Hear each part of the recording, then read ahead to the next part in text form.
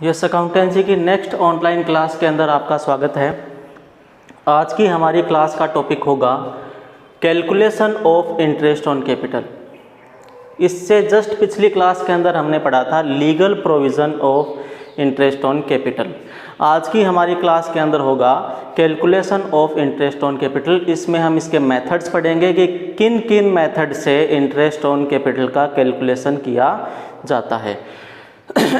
इसमें देखिए, interest on capital is always calculated on opening balance, यानी इंटरेस्ट ऑन कैपिटल सदैव कैपिटल की ओपनिंग बैलेंस के ऊपर ही कैलकुलेट किया जाता है। कभी भी क्लोजिंग बैलेंस के ऊपर इंटरेस्ट कैलकुलेट नहीं किया जाता। यह क्वेश्चन आपके बोर्ड के जो आपके पर्पज से, यानी बोर्ड के अंदर भी 1 नंबर का क्वेश्चन आपका जो आपसे पूछ सकता है, और जो बच्चे CA/CS की भी तैयारी करते हैं उनके लिए भी ये क्वेश्चन मोस्ट इम्पॉर्टेंट है, क्योंकि आजकल CPT की एग्ज़ाम आपको पता है ख़त्म हो गई, पूरा ही फाउंडेशन का कोर्स आता है, तो उसके अंदर भी ये क्वेश्चन आपसे पूछा जा सकता है। क्योंकि कैलकुलेशन आप लोग इंटरेस्ट ऑन कैपिटल करेंगे तो किस कैपिटल के ऊपर करेंगे, ये चीज़ आपकी मोस्ट इम्पॉर्टेंट होगी।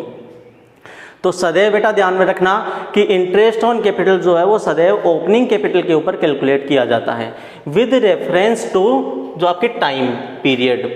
If opening balance is not given then calculation of capital must be as given below. यानी यदि हमें मान लीजिए क्वेश्चन के अंदर ओपनिंग बैलेंस नहीं दिया हुआ हो कैपिटल का, सीधा क्लोजिंग बैलेंस दे सकता है, ठीक है, तो उस सिचुएशन में आपको ओपनिंग बैलेंस कैलकुलेट करना होगा। वो आप लोग इस टेबल के माध्यम से कैलकुलेट करेंगे।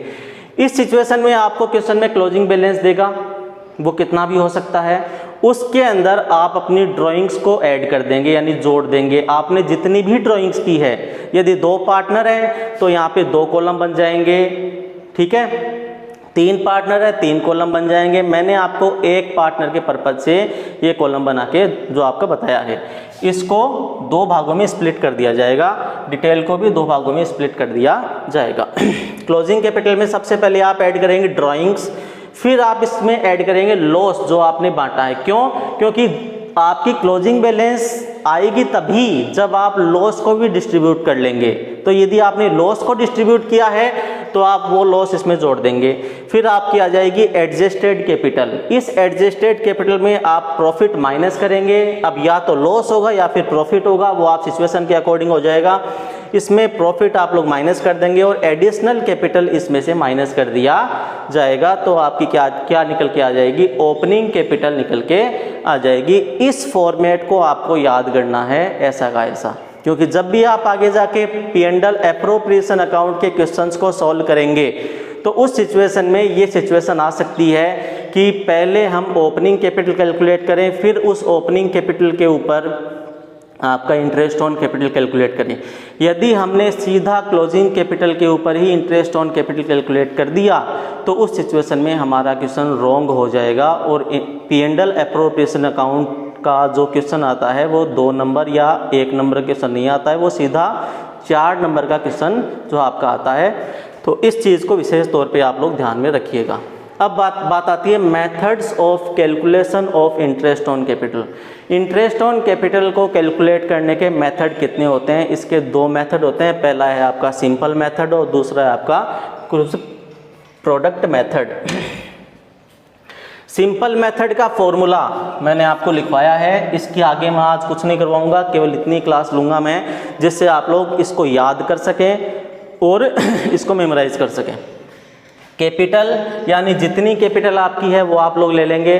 ओपनिंग कैपिटल आएगी इसमें, opening capital multiply by rate, आपको जिस रेट से इंटरेस्ट ऑन कैपिटल देना है वो रेट आ जाएगी। टाइम, आपने जिस दिन कैपिटल को इन्वेस्ट किया है उस दिन से लेके end of the year, end of the financial year, जो कि आपका कितना होता है 31 मार्च होता है। कोई भी सिचुएशन ना हो उस सिचुएशन में यदि कोई एंड ऑफ द ईयर की डेट दी हुई हो क्वेश्चन के अंदर तो आपको वहां तक उसको मुख्य रूप से फिर आ जाएगा आपका 100 और इसको जो आपका 12 से गुणा जो आपका मुख्य रूप से कर देंगे। सेकेंड पोर्शन में आता है आपका प्रोडक्ट मेथड। प्रोडक्ट मेथड के अंदर टोटल ऑफ प्रोडक्ट, ये मैं आपको प्रैक्टिकल क्वेश्चन के अंदर निकालना बताऊंगा कि किस प्रकार से हम लोग टोटल ऑफ प्रोडक्ट निकालते हैं। Multiply by rate upon 100 multiply by 12। ये आप लोग दो फॉर्मूले याद इसमें मुख्य रूप से करेंगे। ये मेथड कब लगेगा? जब कोई पार्टनर पूरे साल में केवल एक ही बार कैपिटल इन्वेस्ट करे, बाकी पूरे साल में कोई भी एडिशनल कैपिटल वो जो आपका इन्वेस्ट ना करे, उस सिचुएशन में सिंपल मेथड का यूज़ होगा। प्रोडक्ट मेथड का यूज़ कब होगा? जब कोई पार्टनर पूरे साल में बार बार कैपिटल का इन्वेस्टमेंट करता हो, यानी एक बार कर दी, उसके बाद फिर से 2 महीने बाद फिर से थोड़ी कैपिटल लगा दी, 3 महीने बाद फिर से थोड़ी कैपिटल लगा दी, 4 महीने बाद फिर से थोड़ी कैपिटल लगा दी, 5 महीने बाद फिर से थोड़ी कैपिटल लगा दी, उस सिचुएशन में प्रोडक्ट मेथड यूज़ किया जाएगा।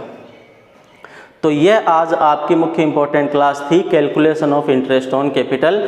इस पूरी चीज़ को आपको आज याद रूप से करना है। Thank you.